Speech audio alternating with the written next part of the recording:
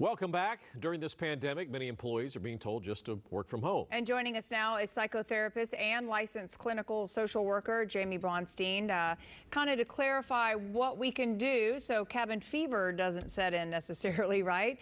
A lot of people are home. Jaime, what are some of the first couple things that they can do to not go stir crazy?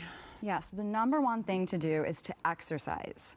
And we do that because it increases our mood, it prevents anxiety and depression. It's really good to be getting that body moving. Another thing you can do is make sure that you're being social, not in person, but make sure that you're communicating with people from work and your friends and your family through the phone or FaceTime. How many hours a day? I mean, it's easy to get distracted when you're at the house. You know, you probably are on your laptop going, working at home, but you got the television on.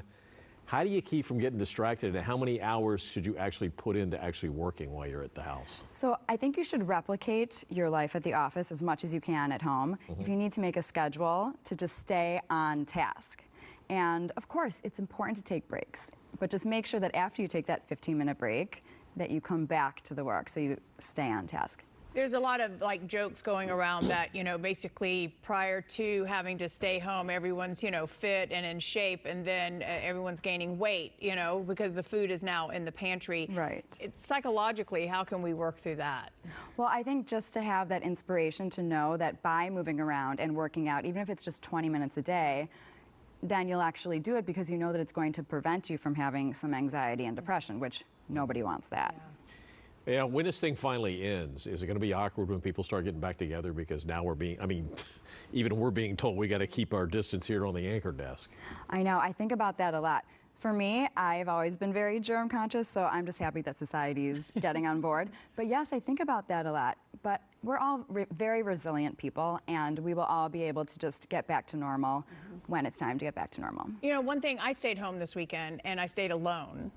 With no dogs. He passed last year, so I was by myself a lot, talking to friends. And at some point, even after 2 days, not only does loneliness kick in, but also sort of like, what day is it? Sort of like, why am I here? Why am I home? Am I sick and everyone else is working, but I'm not sick? And it's weird how our mind kind of goes astray.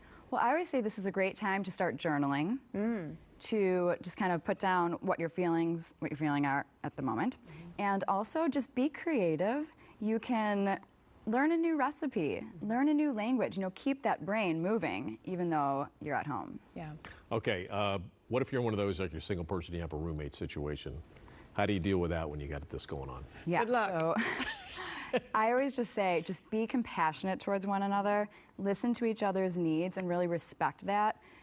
The last thing you want is to be living with somebody who you're constantly fighting with and on each other's nerves. And if you are both working from home, or if there's one person working, you really just need to respect their needs. If they need to just focus the whole day and not be interrupted, you could even text, an email, even in the same house. And absence makes the hearts grow fonder. So at the end of the day, it's good to be able to actually catch up. It's really interesting. I thought for a moment maybe I'll have a friend come over, a girlfriend come over, and then I chose not to. But they're saying 10 or more, so can you essentially have a friend over, or not? I would just say make sure that these are people that are very close to you, that you trust, and you've asked, have you been anywhere since you've been at your house? Yep. And just be really careful. And in general, even if you're home by yourself or with one or two other people, do fun things, have a good attitude, do some TikToks. We need more TikToks happiness. In this world. And just have a good attitude and be in acceptance of this time, of slowing down and just stopping for a minute. It's okay. Jaime, thank you. All right. It's nice. So it's okay. That's a good point. It's all Thank okay. you. All right, good advice. Thanks for coming in. Thanks for having me. All right, you can follow Jaime on her social media or her website at therelationshipexpert.com.